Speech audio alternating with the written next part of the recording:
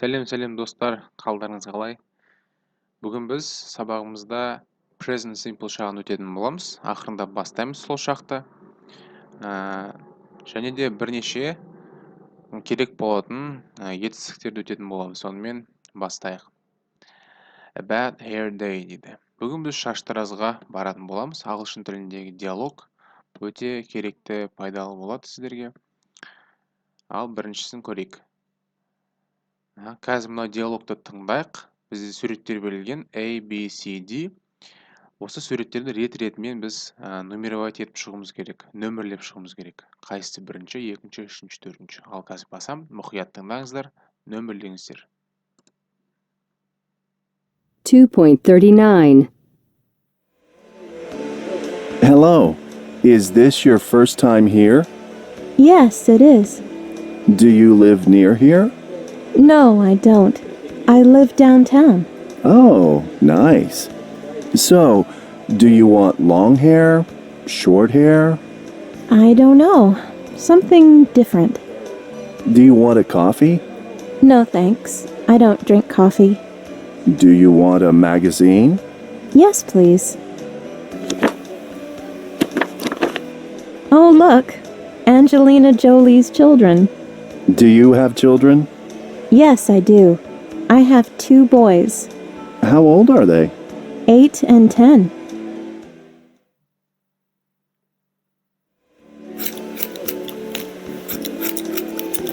It's very short. Don't worry. Wait.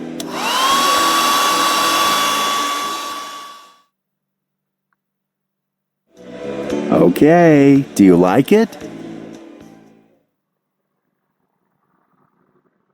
Осымен диалог аяқталды. Осыларды нөмірлеп шықтыңыз деген үміттемін. Қазір сіздерге дұрыс жауабын беремін.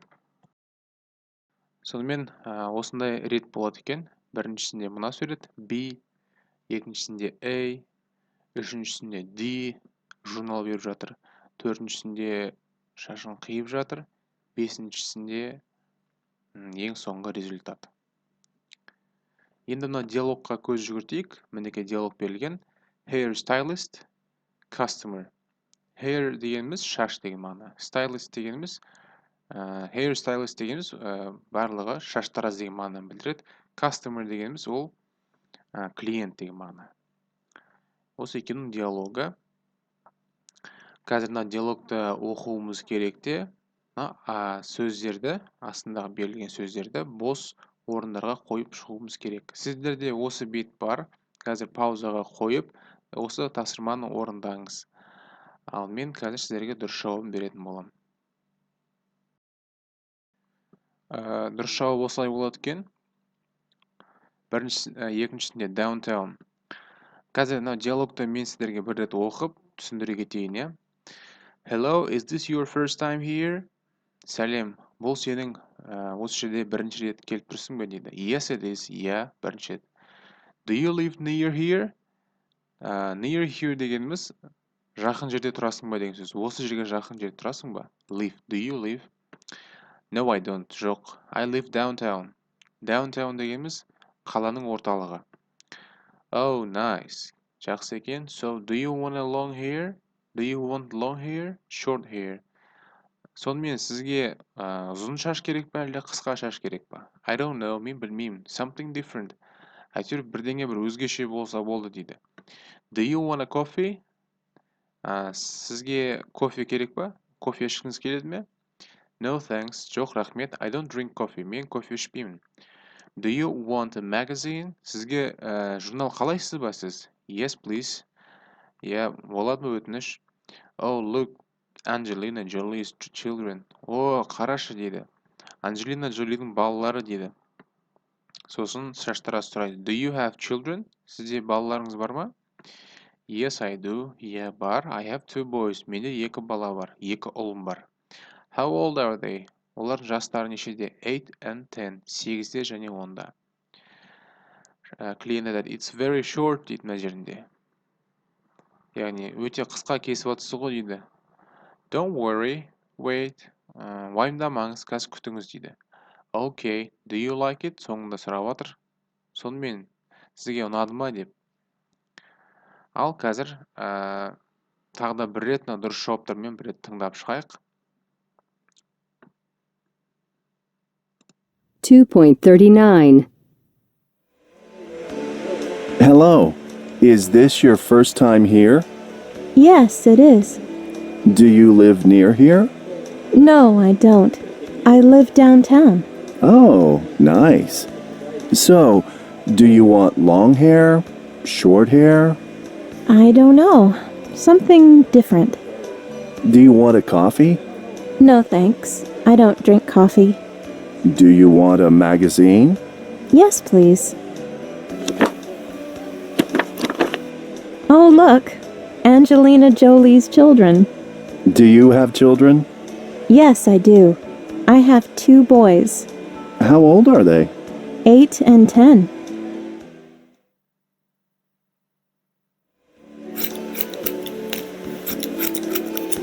It's very short. Don't worry. Wait.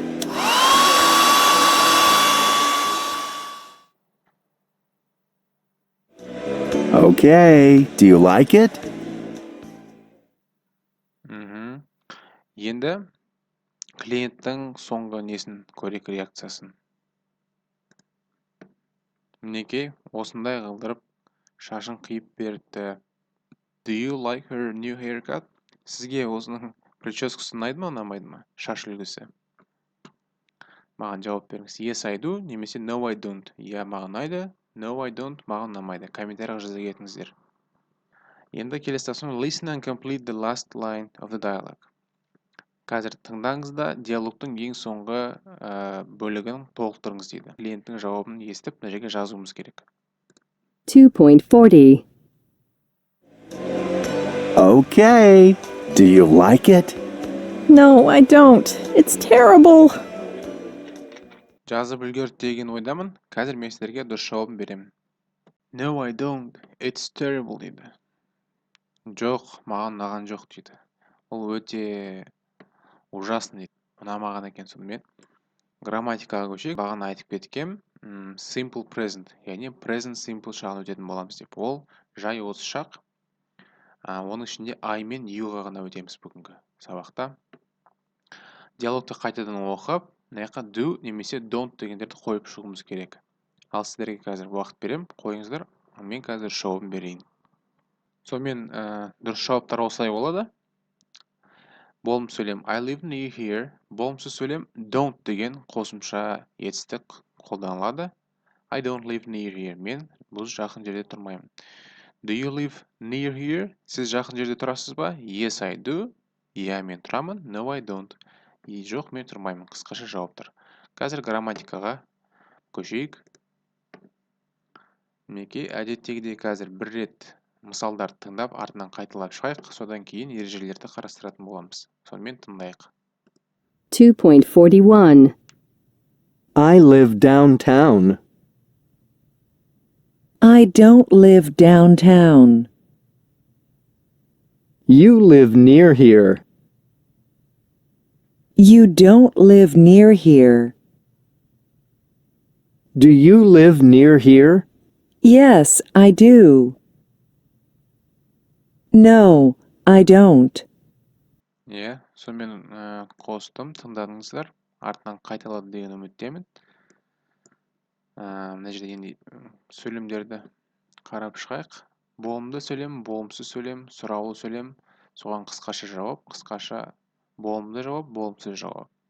Сонымен present simple шағында сөйлем құрастыру үшін жіктеу есімдігінің қасына сіздер I мен youға етістіктің бірінші формасын қойып жібересіздер. Кез келген етістікті аласыздар да, сөздіктен бірінші формасында тұрған, соны алып қоя саласыздар. I live downtown. Мен қаланың орталығында тұрамын. Енді бұл сөйлемді біз болымсыз сөйлемге айналдыру үшін біз етістіктің алдына және жіктеу есімдігінен кейін екеуінің арасына don't деген сөзді қоямыз. Don't. Сол кезде болымсыз сөйлемге айналады. I don't live downtown. Мен қала орталығында тұрмаймын. Youға да дәл солай болады. You live near here. Сіз осы жақын жерде тұрасыз. Енді бұны болымсыз сөйлемге айналдыру үшін don't-ті қоямыз да. You don't live near here. Сіз жақын жерде тұрмайсыз. Енді сұраулы сөйлем құрастыру үшін біз осы сөйлемнің алдына, болымсыз сөйлемнің алдына do көмекші етістігін қоямыз. Do you live near here? Сіз жақын жерде тұрасыз ба? Yes, I do. Иә, тұрамын. No, I don't. Мына қазір ережені бір қарап шығайық. Мінекей. Use simple present to talk about habits and general truth. Simple present шағын, яғни жай осы шақта біздің әдеттерімізге және ақиқатқа байланысты сөйлемдерді present simple мен қолданамыз. Мысалы, I drink coffee. Ол менің әдетім, мен кофе ішемін. I live in Chicago. Мен Чикагода тұрамын. Ол ақиқат, ол шындық. Дәл қазір мен тұрып жатырмын. Келесі болымды сөйлем affirmative, иә. I мен youға бірдей құралады дейді. Және де болымсыз сөйлемде I мен youға біз don't деген көмекші етістікті қолданамыз. Содан кейін етістік. I don't have children. Менде балалар жоқ. Don't дегеніміз do not дегеннің қысқартылғаны. Оны do not деп те айтсаңыздар болады. Көбінесе қазір don't деп айтамыз қысқартып. Simple present сұраулы сөйлемде біз do деген көмекші етістікті қойып, I you'дың алдына. Одан кейін етістік кетеді. Сонымен do you live near here? Сіз осы жерге жақын жерде тұрасыз ба? Do you live near here? Yes, I do. Жауап берген кезде no, no, I don't. Осылай болады. Енді тағы да қосымша қарай кетейік мына жерде. Жаңа айтып кеттім, көмекші етістік қолданылады. Auxiliary verb деп аталады ағылшынша. Normal verb дегеніміз қарапайым етістіктер мағынасы бар. Мінекей қараңыздар, сұраулы сөйлемде біз do көмекші етістігін қолданамыз және оған жауап бергенде де do деп қолданамыз. Олардың ешқандай мағынасы жоқ. Do you live near here? Сіз жақын жерде тұрасыз ба? Yes, I do. Иә, тұрамын деген мағына береді. Болымсыз сөйлемде don't дегенімізде ол да көмекші етістік. I don't want a magazine. Мен журналды қаламаймын. Do you drink coffee? Сен кофе ішесің бе? No, I don't. Жоқ, ішпеймін. Do ол кәдімгі етістікте болуы мүмкін. Ол жасау деген мағынаны білдіреді. I do my homework on Sunday. Мен үй жұмысын жексенбі күні жасаймын. Do you do housework on the weekend? Үйдің шаруасын демалыс күндері, яғни сенбі, жексенбі күндері істейсің бе деп сұрап отыр. Мынаяқта do you do көрдіңіздер ме? Шатаспаңыздар. Мына жердегі do ол көмекші етістік, ал do дегеніміз кәдімгі қарапайым мағынасы бар етістік, басты етістік. Imperatives дегеніміз imperatives ол бұйрық құрай. Бұйрық құрайдағы сөйлемдерді біз present simple арқылы қолданамыз. Ол қалай сонда? Wait, stand up, listen. Тек қана бір сөзден тұратын сөйлемдер. Wait дейміз, тоқта. Ол сонда сөйлем болады. Бұйрық құрайдағы. Stand up, тұр. Listen, тыңда. Ал болымсыз бұйрық құрайлар, олар don't қолданамыз да. Don't worry, уайымдама. Don't be late, кеш келме. Осындай болады екен. Енді алдында бағана айтып кеттім. Етістіктерді өтетін боламыз деп, бірнеше етістіктер өтіп кетейік. Have деген бір нәрсені иемдену, бір нәрсенің бар болуы. Drink ішу, live тұру, өмір сүру. Want қалау, I want. Like деген жақсы көру. Енді мынау жердегі фразаларды бір-бірімен біріктіріп шығыңыздар. Сіздерге уақыт беремін. Содан кейін қазір жауап беремін. Сонымен сөйлем құрастыру үшін мінекей қараңыздар, екіншісінде I drink coffee. Мен кофе ішемін. Үшіншісінде I live downtown. Мен қала орталығында тұрамын. Төртіншісінде I want a magazine. Мен жаңа журнал алғым келеді. Мен журнал қалаймын. Журнал оқығым келеді деген сияқты. Want дегеніміз қалау. I like my new haircut. Мен жаңа шашымның үлгісін, жаңа шаштараздан кейін шыққан. Маған ұнайды. I like. Ал сөздерді көрейік. Мінекей толығырақ сөздер. Жаңа етістіктер. Сіздерге мағынасын айтып кетейін, содан кейін бір рет тыңдап, артынан қайталайсыздар. Live in a house. Үйде өмір сүру, жер үйде. Have children. Балалар бар. Watch TV. Қарау, watch дегеніміз қарау, TV, телевизор қарау. Listen, тыңдау, listen to the radio, радио тыңдау. Read, оқу, read the newspaper, газет оқу. Eat, тамақ ішу, жеу, eat fast food жеу. Make, жасау, breakfast, make breakfast, таңғы асты жасау. Drink, ішу, drink coffee, кофе ішу. Speak, сөйлеу, speak English, ағылшынша сөйлеу. Want, қалау, want a new car, жаңа көлік қалау. Like, жақсы көру, like cats, мысықтарды жақсы көру. Work, жұмыс істеу, work in a store, дүкенде жұмыс істеу. Study, үйрену, Spanish, испанский языкты үйрену. Go, бару, go to a museum, музейге бару. Қазір осыларды қосамын, соның артынан қайталап отырыңыздар. 2.42. 1, Live in a house. 2, Have children. 3, Watch TV. 4, Listen to the radio. 5, Read the newspaper. 6, Eat fast food. 7, Make breakfast. 8, Drink coffee. 9, Speak English. 10, Want a new car. 11, Like cats. 12, Work in a store. 13, Study Spanish. 14, Go to a museum. Мінекей оқылып шықты. Енді мына жерде тапсырма бар. Make true, positive and negative sentences about you дейді. Өзіңіз жайлы сөйлемдер құрастыруларыңыз керек. Мысалы, қараңыздар. I live in, I don't live in. A city, country. Бүйтіп жазсаңыздар болады. Мысалы, I live in Almaty, I don't live in Astana деген сияқты. I eat, мысалы, I eat vegetables, I don't eat fast food. Дәл осы сияқты бүткіл мына сөйлемдерді аяқтап жазып шығыңыздар, комментарияға жазып қойсаңыздар болады осыны. Содан кейін мынау үстіндегі сөздердің барлығы осылардың алдына I немесе you'ды қойып, кәдімгідей толық сөйлемдер құрастыра берсеңіздер болады. I live in a house. Мен жер үйде тұрамын. I have children. Менің балаларым бар. You have children. Сенің балаларың бар. Дәл осындай, өте керемет структуралар I мен you'ды қойып сөйлем құрастыра бересіздер.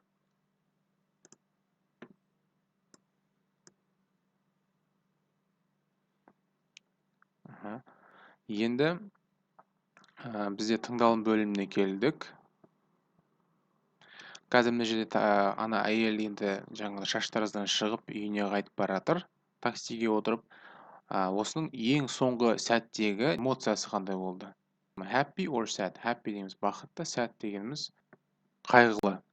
Сонымен мен қазір қосам диалогты, тыңдаңыздар. Ең соңында қандай сезімде болады екен әйел? 2.44.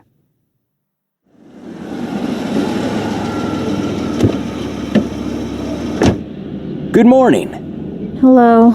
Gary Street, please. Okay. The traffic is bad this morning. Yes, it's terrible. Do you live in San Francisco? Yes, I do. Are you okay? What's the problem? I don't like my new haircut. Why not? I like it. Really? Do you like it? Yes, I do.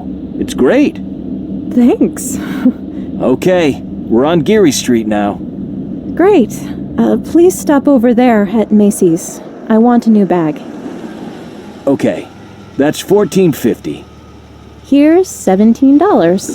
Keep the change. Thanks a lot. Have a nice day.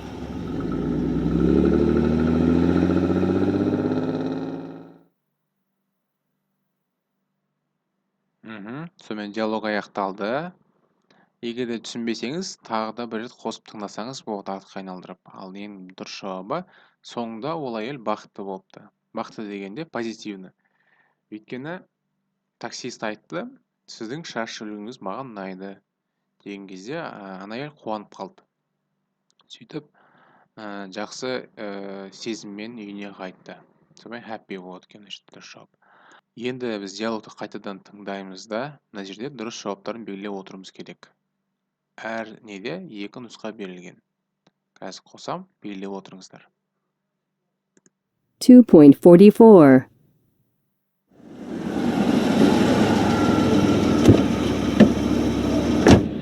Good morning. Hello. Geary Street, please. Okay. The traffic is bad this morning. Yes, it's terrible. Do you live in San Francisco? Yes, I do. Are you okay? What's the problem? I don't like my new haircut. Why not? I like it. Really? Do you like it? Yes, I do. It's great. Thanks. Okay, we're on Geary Street now. Great. Please stop over there at Macy's. I want a new bag. Okay, that's $14.50. Here's $17. Keep the change. Thanks a lot. Have a nice day.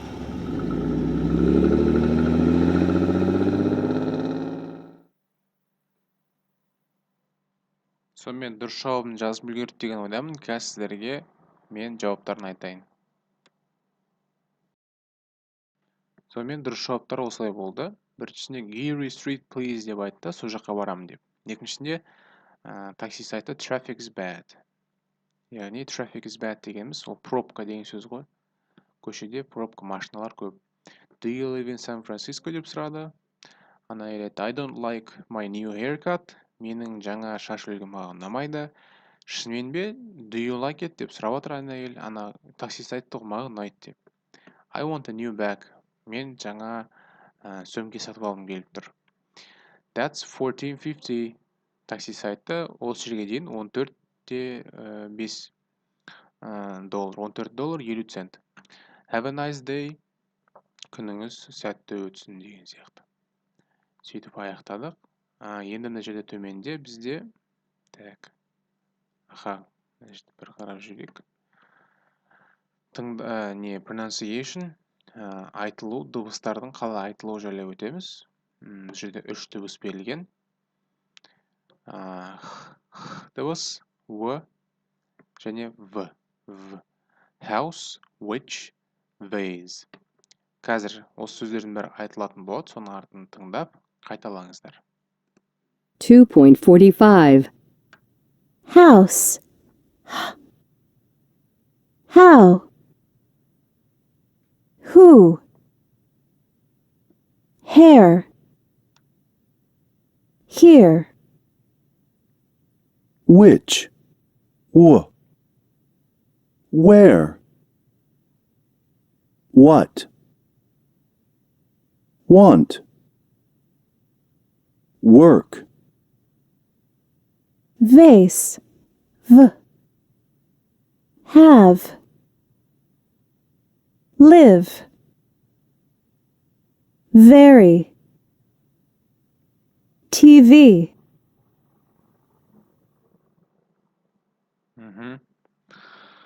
Артқа айналдырып, қайтадан тыңдап көрсеңіздер болады.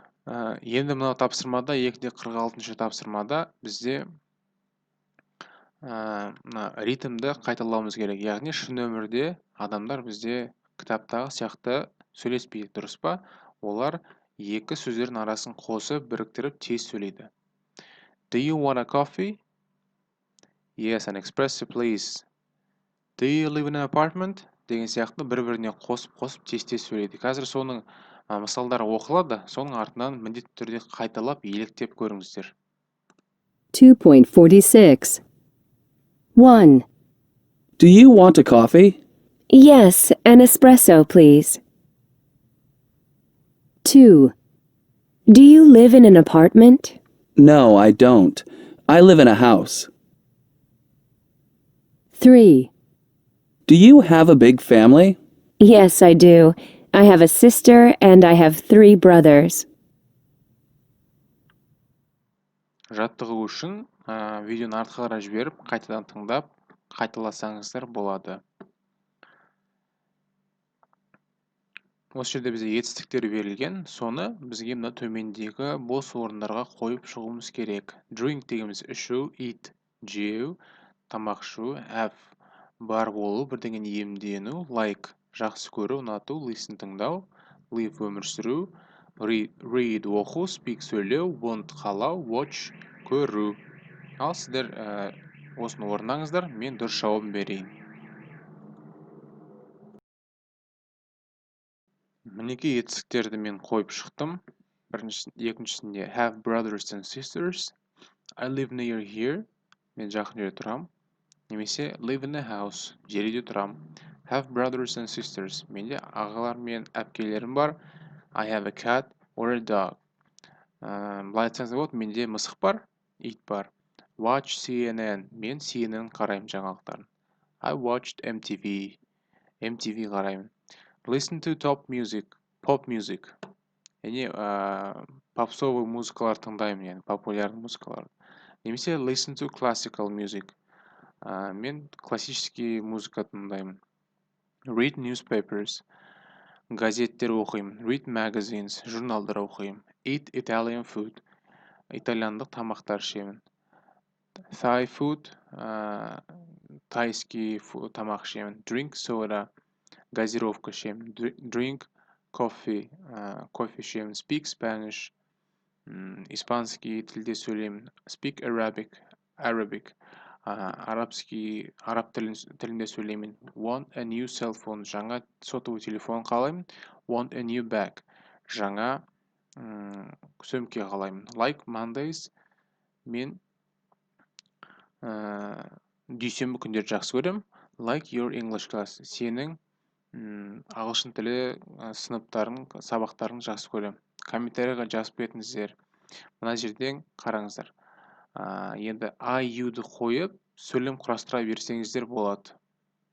Мінекей, осы фразаларды қолданып, алдындағы vocabulary несіндегі сөздерді қолданып, міндетті түрде төменде 5 немесе 10 сөйлем құрастырып, комментарийға жазып кетіңіздер.